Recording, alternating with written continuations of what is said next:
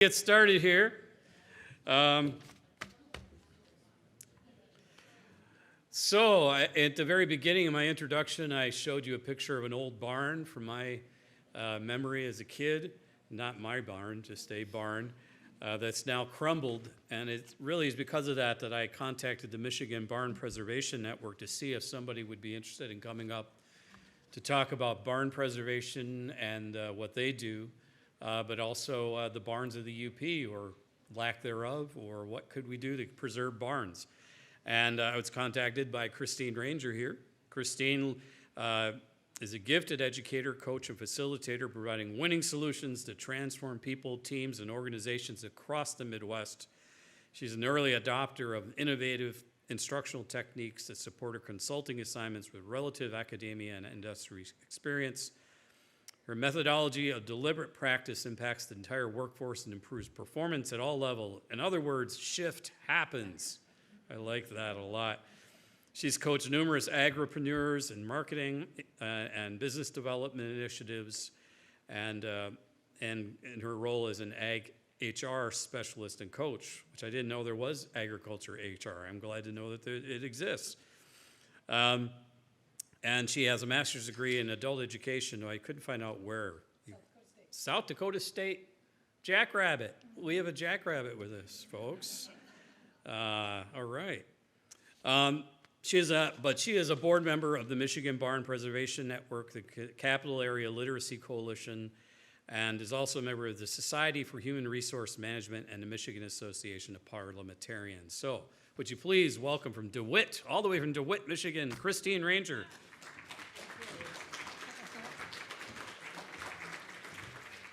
All right, thank you. Good afternoon. He told you a lot about me, but what he didn't tell you is that I kind of fell into this by default. In other words, nobody else wanted to drive to Marquette. And I'm not the closest board member. But I tell you, it's been a long time since I've been in this part of the UP, since I did teach in South Dakota, and I'm from the Sunrise side of the northern part of Lower Peninsula of Michigan, all right? Everybody knows where that's at? You know the term Jack Pine Savages? They call us that too. Because I taught in South Dakota, I traveled through the Upper Peninsula many, many times, but I always took Route 2. So yesterday, I was, I guess, being adventuresome, and I took a different route. I'm really glad I did. I'll tell you about that in just a minute. Let me start with this first slide here. The star, where the stars shine brightly in this picture of this beautiful barn here with the star. And that's what inspired me to name this presentation, what I did. Because there are some stars in the UP. The barns themselves are stars, other than the stars that are on the barns. And I'll show you some of those. But the other reason why I'm the one who came up here and did this is because we as an organization do not know a lot about barns in the Upper Peninsula. So it was a daunting assignment for anyone. But once a teacher, always a teacher. So here I am. We're going to learn today. I'm going to teach you what I know about Michigan barns, and hopefully you can teach me too, because there is going to be a participation piece in this, audience participation. So I didn't remember that you were going to do that long intro, so I put in a couple of pictures of my barn, where I live, and my chicken coop over here at the right, and you'll notice that I also put my old wash tub on the wall, like you saw on the previous slide, but more importantly, over on my barn, which was built in the early 1900s, by the way, and repainted, and lots of work has been done on it, is my barn quilt. It's 4 wooden pallets that I painted in honor of my son's service in the U.S. Navy. He's a naval aviator, and that gets a lot of attention. All 3 of those pallets fell off a couple years ago and have been repaired and put back on, but I love my old barn. And you'll see a lot of barns in the same kind of structure here. And I only own 5 acres, but the barn is the pivotal piece of my little acreage in Clinton County. So let's start with, who is Michigan Barn Preservation Network? Who are we? And we'll talk about what we do. But you can see we're fairly young, established in 1995. I wish I could say that about the board members. By the way, we're always looking for young board members, especially someone from the UP. So we're a volunteer-based statewide nonprofit dedicated to promoting and appreciation, preservation, and rehabilitation of Michigan barns, farmsteads, and rural communities. We are committed to rehabilitation of barns for agricultural, commercial, public, and residential uses. And I don't know if David is still in here, but as David was giving his presentation, I was thinking, boy, I wish we could get some of those American, can't read my own writing, the rescue plan funds for facades of barns. I wrote that down because I'm taking that back to the board. You know, that's what's needed. And you see that the word preservation and rehabilitation is going to be sprinkled throughout my presentation because that's what we're finding, as you know, with barns. Many of them were built 100 years ago and are in sorry state. And we get, I'm getting a little bit ahead of myself, but we get 10 to 15 calls a month from barn owners asking for help in restoring or preserving their barns. So let me talk about how this whole idea of preservation and restoration of Michigan barns came about. Actually, it was in 1994 when an Eaton Rapids barn was dismantled and taken to Washington, D.C. for a Barn Again exhibition. And there was a public barn raising held inside the National Building Museum in Washington, D.C. It was led by a Michigan barnwright who had located the barn and led a group of volunteers that included Michiganders to dismantle it and take it to D.C. and reassemble it. So we owe a lot of our beginnings, I guess, to Dave. Does anybody know what a barnwright is? What does the term barnwright mean? Just going to show you that truly I'm a teacher because I got a cheat sheet here of definitions. I looked it up. I brought my definitions with me so I could teach you. A barnwright is someone who uses traditional methods in their carpentry. So that's very, as you can imagine, is very important in preserving barns, right? So why barns? Why are barns so important? Let me ask you first, how many of you have a barn on your property right now? Anybody? I'm surprised. It went dark. Is this movement lights? How many of you have on your parents' property had a barn? Now we're getting some hands. How many on their grandparents' property had barns? Okay, a good majority there. So it is a quality of American character, right? Barns symbolize strength, honesty, endurance, security, and family stability. I can remember the barn that I used to play on that my dad probably milked cows in. I'm from Alcona County, by the way, which is half state and federal forest land. The other half is poor families like us, financially disadvantaged landowners, we call ourselves. I can remember the barn, and I remember when it fell down, how disappointed and sad I was about that. But those barns remind us of our heritage. They tell the story of the rural life. They serve as landmarks. They fill the purpose for which they were originally intended, which was to house agricultural products and animals.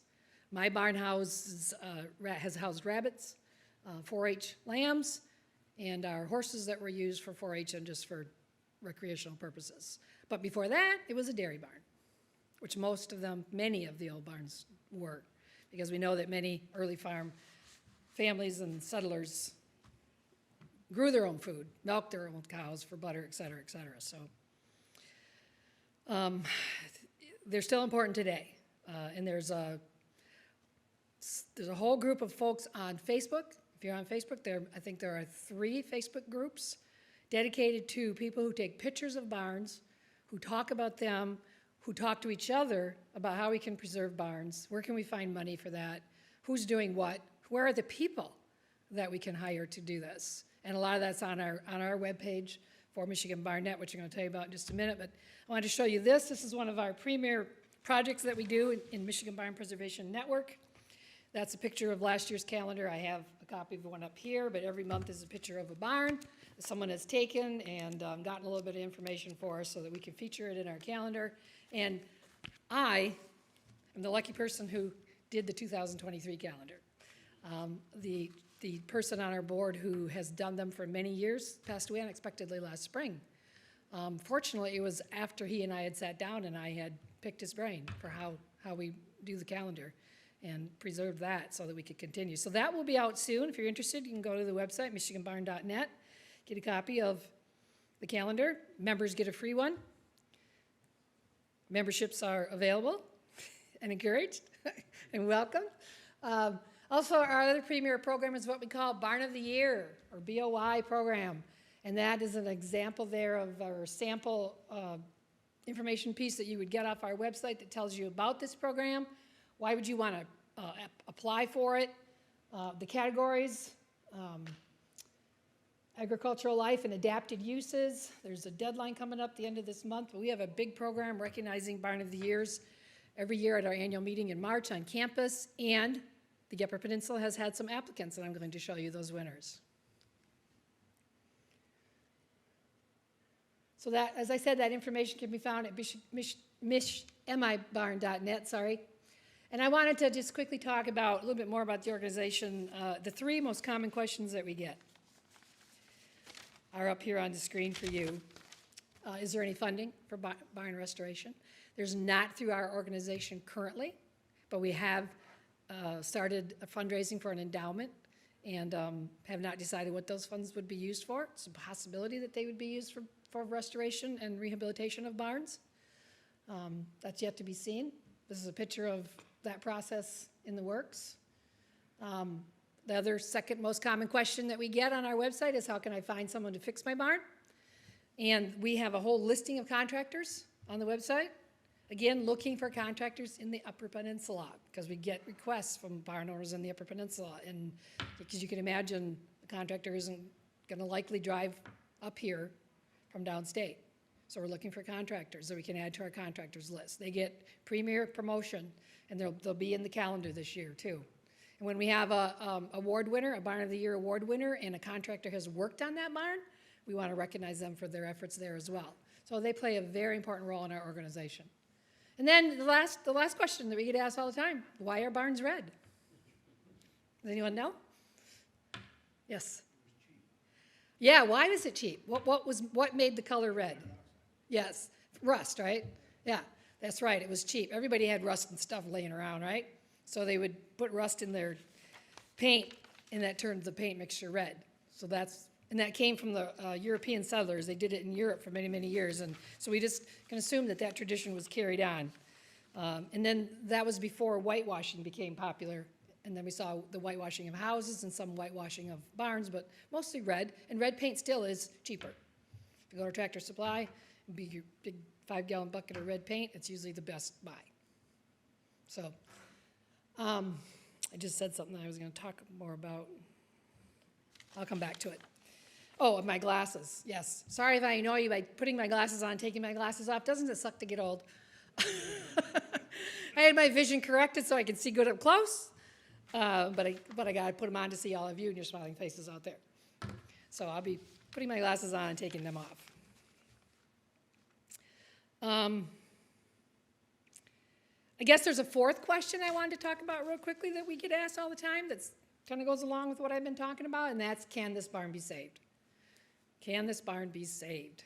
So that's what will prompt a call into someone in our organization, a board member. So I did a couple slides with examples of barns that have been saved. This first one here is down in the Detroit or Ann Arbor area, I believe. You can see a before picture on the left and a picture of a saved barn on the right. So there's one example. And there's another one that's right in Clinton County where I live. The pictures get a little distorted when I put them into a PowerPoint, but you can see with some repairs and some paint and maybe some new roofs and new gutters. I put new gutters on mine. You have a barn that will last many, many years. So, to address the question that I was asked, which was to talk about the UP barns, I, like a good teacher I am, again, had to do my homework. And had to look through lots and lots of pictures of barns to see if there was information about the barn. Because these social media sites that I told you about that exist are a lot of times pictures but no information. They'll say, I was driving down a dirt road and I stopped and took this picture. So this is an example of a photographer that was driving down a dirt road and saw this barn, got out, intending to take a picture, and saw the barn owner standing outside, and he yelled, "Hey, hey!" And the barn owner said, "Yes, it is."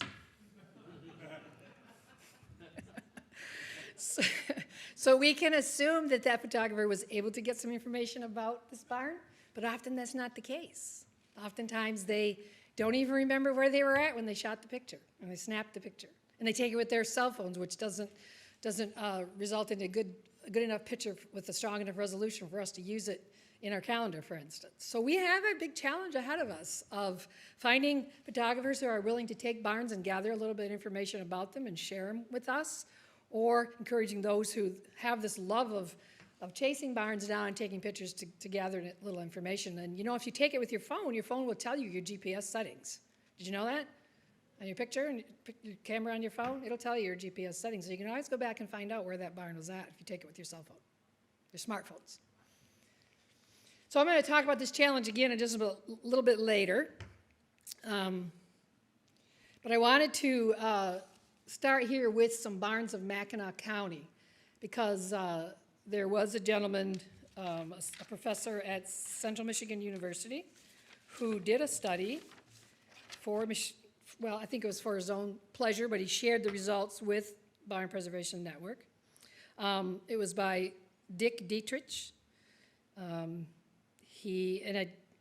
apologize, I didn't get the year, but he did a study of barns just in Mackinac County, and that's on our website. And you can see the little blue boxes are the abbreviations he's used for the barns that he was able to locate in Mackinac County.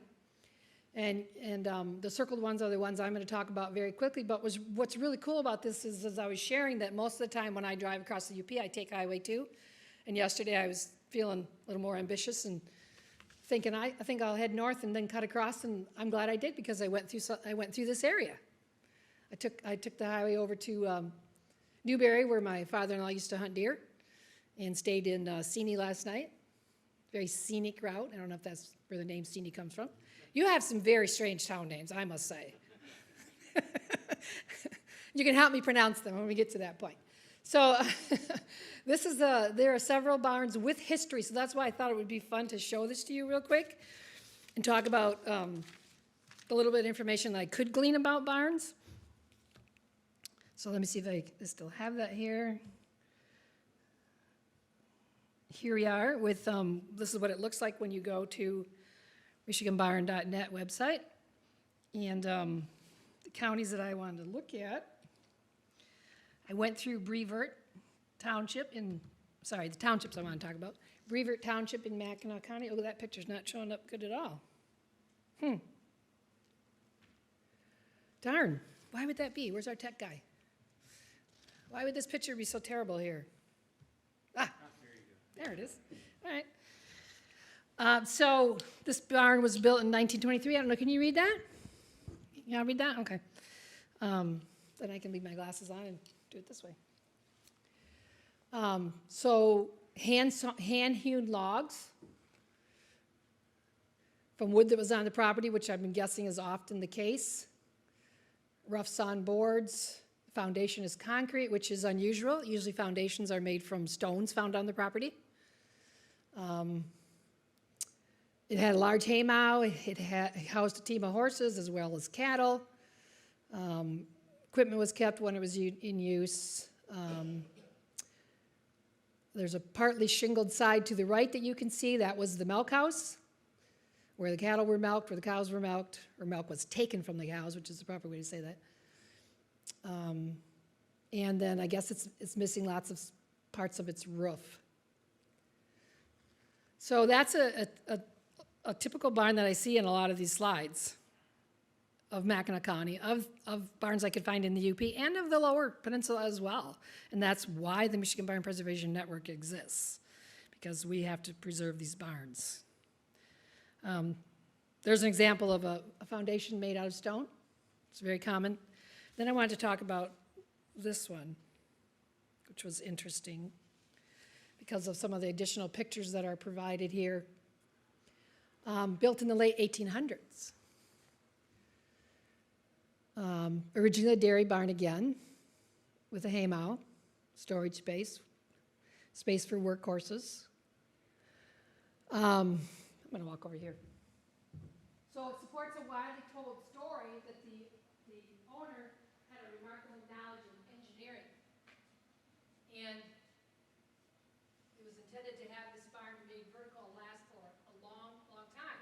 So note that the top part of one of the foundation piers, which is shown in the top left picture, and the configuration of the rafters, which are shown in the composite below the main photograph. I need a pointer. So you note that's with that thought in mind, that he wanted this barn to last forever, he built a very solid barn. And look at it now, right? It remains in good condition, still being used for what it was intended, still have plans to continue to use it for that. The unique thing about this barn is that the outside of it is covered with red rolled roofing or tar paper that have said to have been the siding for at least the last 50 years. I didn't know that. Mine was painted with cheap red paint. You also see a hay rake there in that bottom right picture, an antique hay rake. Can you tell that? Yeah, you'll see a lot of those if you go to the antique places and they're talking about their barns. There's a lot of those in Michigan. The methods that were used for farming coincide with how the barn was built many, many times. Any questions, thoughts on this? Is anyone familiar with this barn by chance? Is anyone from Mackinac County? Okay.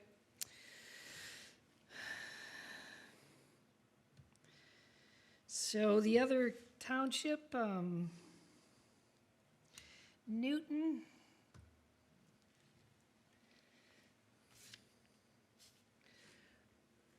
This is rare that you see more of a blue color on a barn.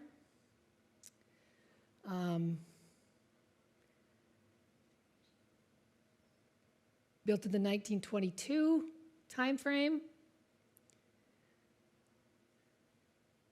We're in Newton Township. I guess the locals say that it gets lit up during the Christmas holidays, so probably is a very popular tourist attraction. Here's a unique barn. There's a surname there of Wagner. It has a half wall atop the foundation. It's not been used for many years, but again, used for stalls for workhorses. Stanchions for the cattle are still said to be in the barn in good shape. I still have the concrete foundation in my barn where the stanchions were, where the dairy cows were milked. And then this one here, the top one, there's a family name there, used chiefly for young cattle and hay. And you know, cattle and horses especially are very hard on barns. My horses chew the wood. They're very, very hard on barn wood and do a lot of damage to your barns. We had to put wiring around the wood in my barn so that the horses would stop chewing on it. So an example there of one that's not in such great condition, but still being used. And then I'm going to go back to just one more example from another township in Mackinac County.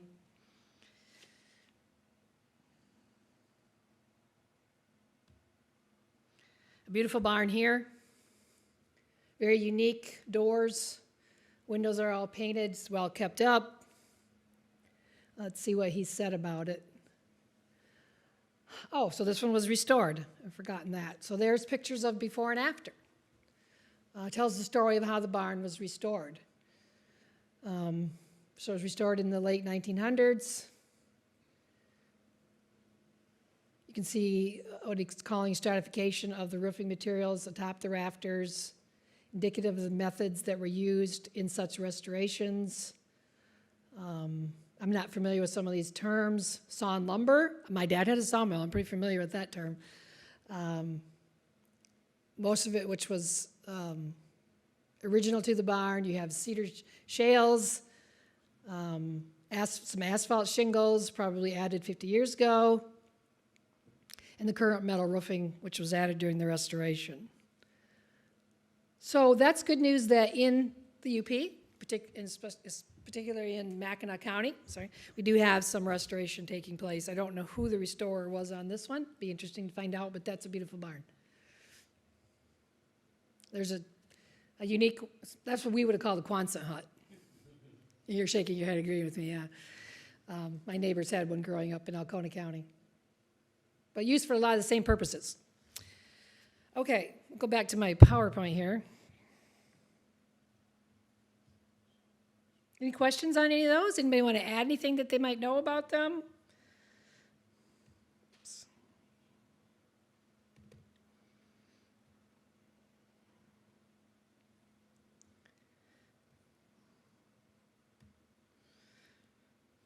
So then I had one final slide from Moran Township of one of the barns. And I wanted to include it just because of this cathedral type haymow or hayloft in this barn. I have a hayloft in mine, but I'd kill for something like that. I'd live in something like that. Wouldn't that be awesome? So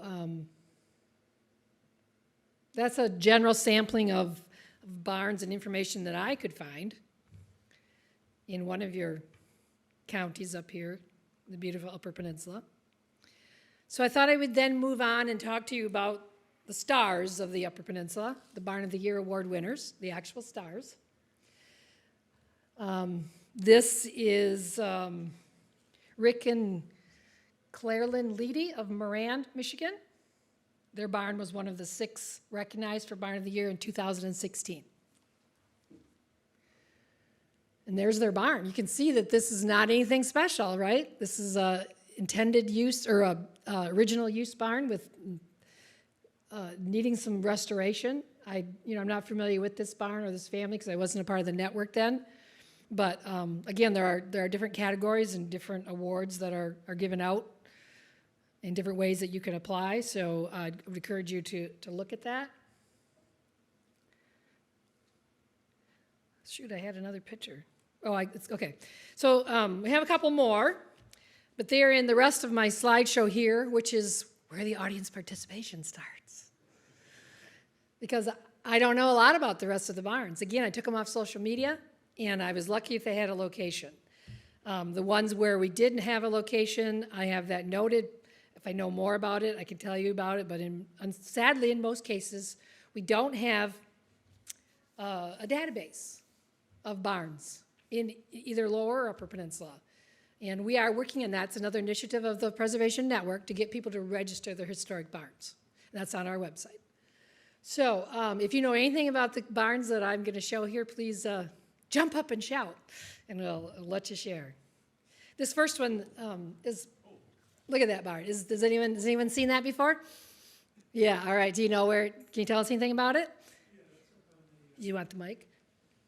I can probably speak loudly enough. That's up on the Portage Canal, just above the north entry of the Portage, the south entry of the Portage Canal. The Portage Canal. Okay. It's between Chassell and Lake Superior. Right.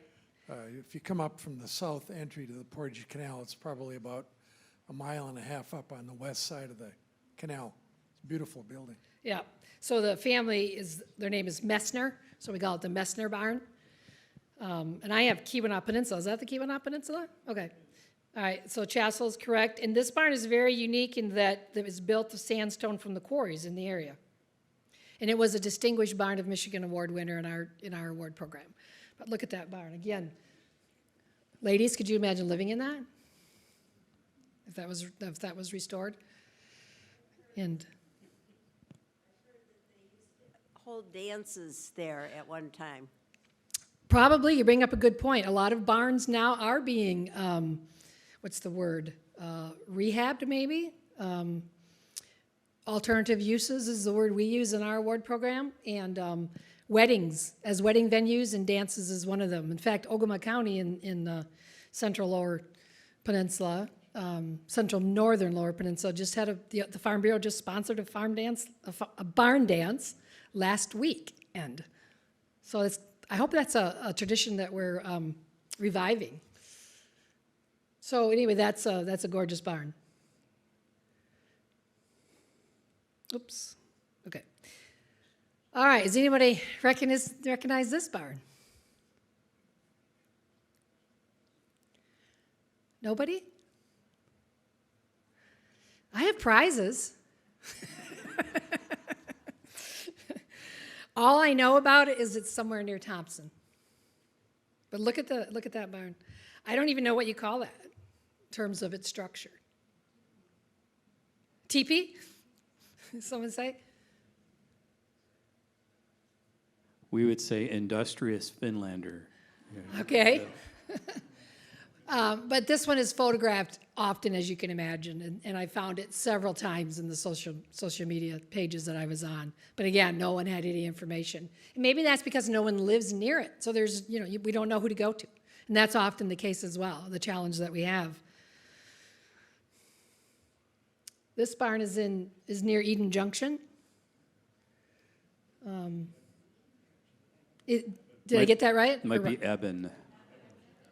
What's the second letter? B. Oh, I had that and I thought I was wrong. All right. No. See? Eben. I would have said it wrong too. Okay, so beautiful black and white picture, isn't it? Of a barn that needs some work, needs some help, but still standing, probably still serving its original intent and function.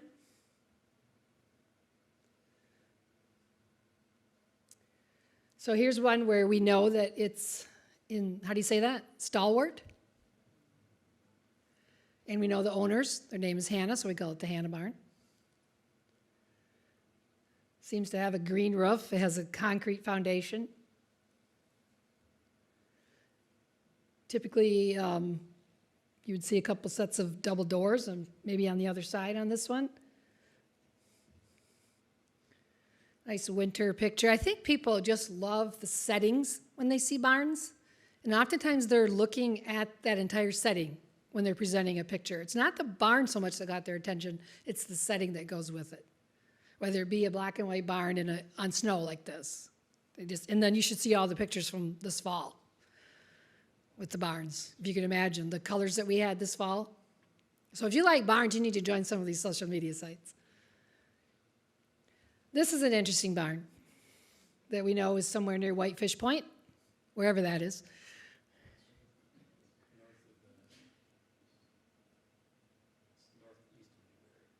Oh, okay. So I came through Newberry. So interesting in that looks like really wide planks were used, lots of windows. That's a gambrel roof, gambrel, G-A-M-B-R-E-L, which means that there's several angles, or at least two angles, and one angle is more steep than the other.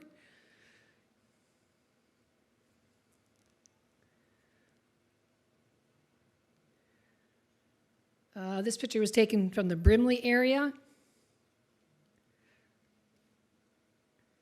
A barn that's still in use, not in the best of condition, but still in use.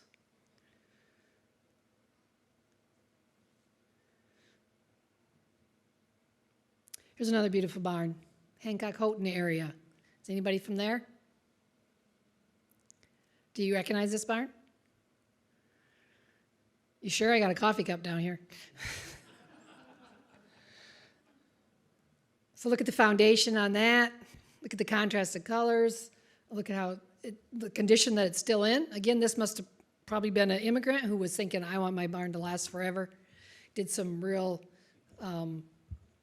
strong investments in the structure of the barn to make it last. Has kept it painted.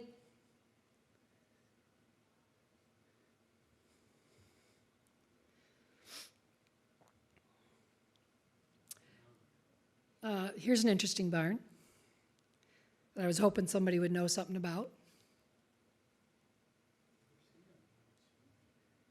It's near Newberry. I did not see it in my travels. Anybody want to guess what that was used for?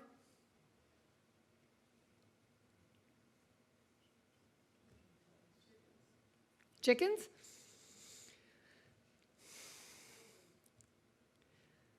I think they typically had a little chicken coop unattached to the barn. It probably had multi-purpose use.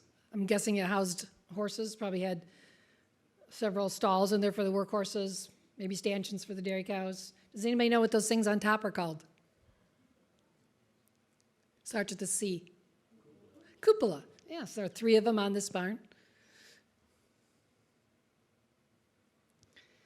So that's one I'd love to get more information about.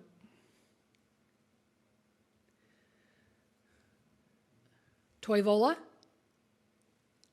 Okay. Do know a little bit about this one. It's 28 by 48, was built in the 1920s. The lean-to, which runs the length of the barn on the front, was added in the 1940s. Today, a portion of the loft is a man cave with a private bar and a gleaming hardwood floor. And the photographer said that with this barn, there must have been additional pictures of this barn in the winter with kids sliding off the roof. The photographer noted, think twice before you engage in winter recreations on this barn. But they're putting on, looks like they're adding some roofing there. Let me see if I can scroll down. Yeah. So the cedar shingles have been preserved with an oil stain.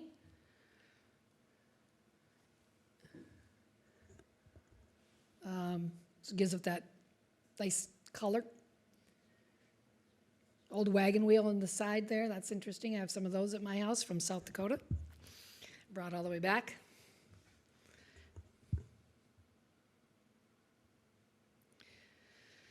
Okay, here's another very traditional barn. How do you say that? Segola? Yep.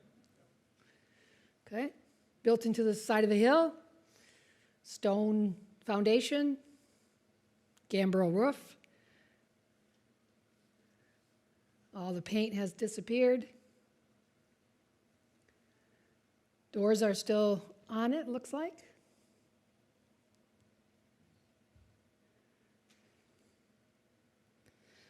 Nobody from that area? Where's that at? How do we describe where Segola is? It's just north of Iron Mountain, about Okay, 10 miles. Yeah. Okay. And this one, I love this picture of this barn. So, all right, tell us, please. Is this correct, Paynesville?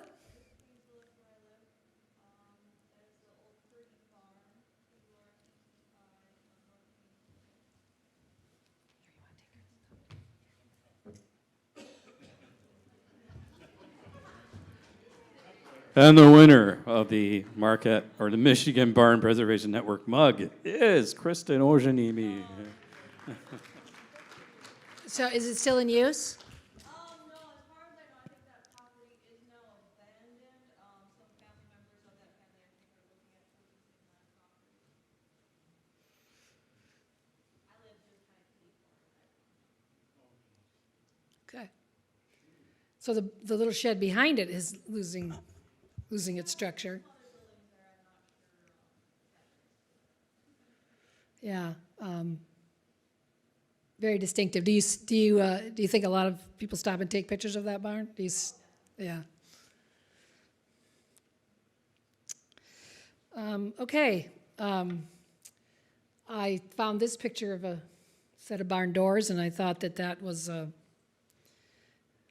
interesting to talk about the end of your opportunity to look inside of the barns, open those doors and get a glimpse inside, as we've done a little bit here. This barn actually, this picture was from a barn in Bruce Crossing.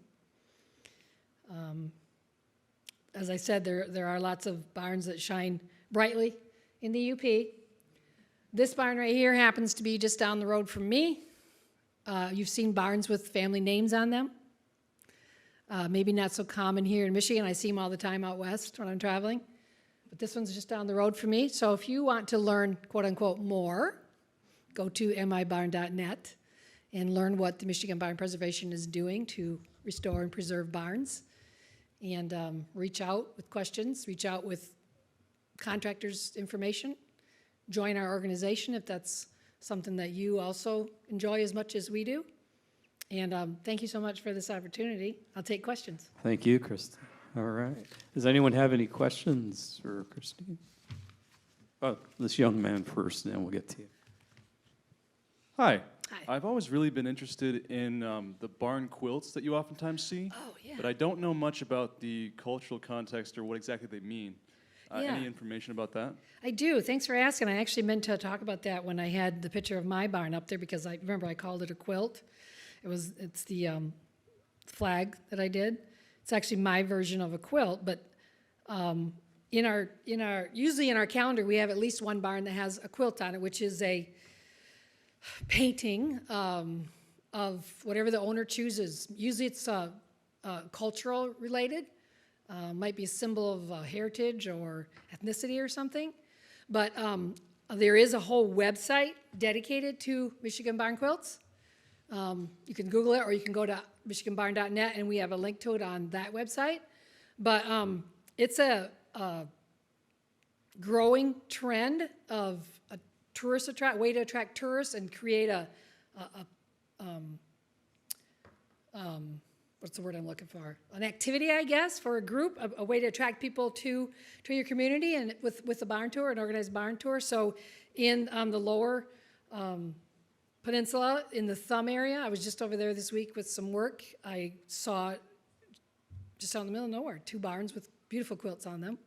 And they have a very extensive quilt trail in the Thumb, which you can find online. But I'm proud to say my home county, Alcona, was the first county in the state that had a quilt trail. However, growing up there all those years, I never even knew it until I got into the Barn Preservation Network. So it's a fun thing to do, go and admire the barn quilts, take a day or two, and sometimes when we try to do an annual barn tour, we just did one in Northeast Michigan. We try to include a couple barns that have the quilts on them, obviously, and talk about the quilt trails. So, it's just a kind of a tradition. I used to have a real flag on my barn, but it was too small. And it was a big flag, but it was still too small. This is kind of a comment as much as a question, but I work at the Marquette Regional History Center, and I remember doing some research related to agriculture, and I'm kind of doubting my memory, but maybe someone else here has heard of this, or you have. There were, and I believe it was Finnish immigrants, were building the foundation of their some of their structures and barns with cordwood. So when you look at the side, you see the round edge of the log. Yeah. I've seen saunas built that way in recent times, and I was curious to see if you had any pictures of that. Some people have made reference to some of those very unique barns, but we couldn't find any pictures of them. So we know they exist. Couldn't find pictures readily available. I think maybe she could.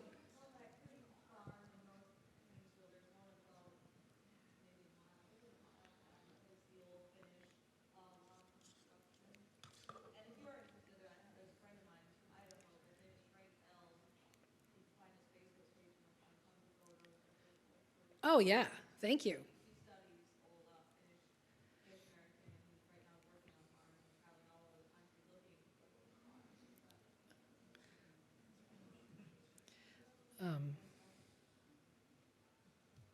I'm just going to pull our website. I've got a story that you can bring back to your organization. It's not a question.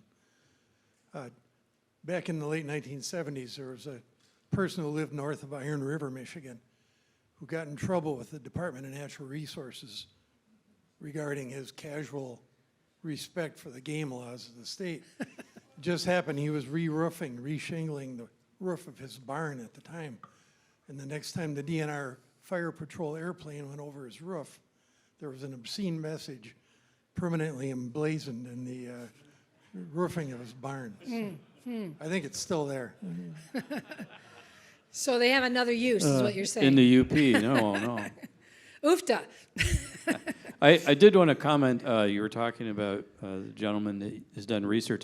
Another gentleman who's done research on the Finnish barns, and actually it's on vernacular architecture, is Arnold Allonen, who taught at the University of Wisconsin-Madison, and he's published books about Finnish vernacular architecture, which includes barns in the UP. So Great. there's a number of them in Drummond Island, actually. Really? Finnish, yeah. Well, it's great to hear of these resources, because you did hear me say this was a volunteer organization, right? So we do a lot of projects that I didn't even talk about. I've got one question. Is anybody saving the old ads that used to be painted on the sides of barns? Yeah. Yeah, there's a couple of them that show up all the time on social media, like the one that's got the potato chips, Lay's potato chip, I think, on it. Yeah, are they saving those barns, so you're asking? Yeah. I mean, I'm seeing pictures of them. You want to comment about that? So we got to hope that they're going to save them because of that? Yes, absolutely, yeah. Yeah, I see those around the country. Yep. You're up. You got the floor. Yes, there is a round barn a mile away from the UP, just outside of Hurley, Wisconsin. It's the Anila Round Barn. It was built in 1917 by Finnish stonemason Matt Anila, and it is asserted to be, quote, the only barn in Wisconsin entirely made of massive field stones. Wow. So it's worth a visit. It is on the National Register of Historic Places. And I bet that Arnold Allen and that Dan Truckee just mentioned is familiar with that barn. Thank you. Yeah. I didn't want to talk about Wisconsin barns. And that's so far enough. Secretly, you're claiming it then? We do have the Octagon Barn in the Thumb, too. I was talking about the barn a couple minutes ago with their fabulous quilt trail. We have the Octagon Barn in the Thumb region. They have a whole organization around saving that barn, and it's going to be 100 years old this next year because they want the cover of our calendar to commemorate that. So there are lots of organizations that support barns. I was just say Paul Hurley is an honorary town in the UP. Oh, there you know go. that because half of us learned to drink there when we were a kid. Oh, funny. What have you seen in terms of the use or reuse of barns with, the reintroduction of and growth of farmers markets and those kinds of things? We've gone through a period, I think, where large commercial farms really took over the agricultural business, family farms going to the wayside, and now we see kind of a rebirth of, Farm localized markets. farming again. Yeah. Has that had an impact on the reuse of barns in your study or your observations? Yeah.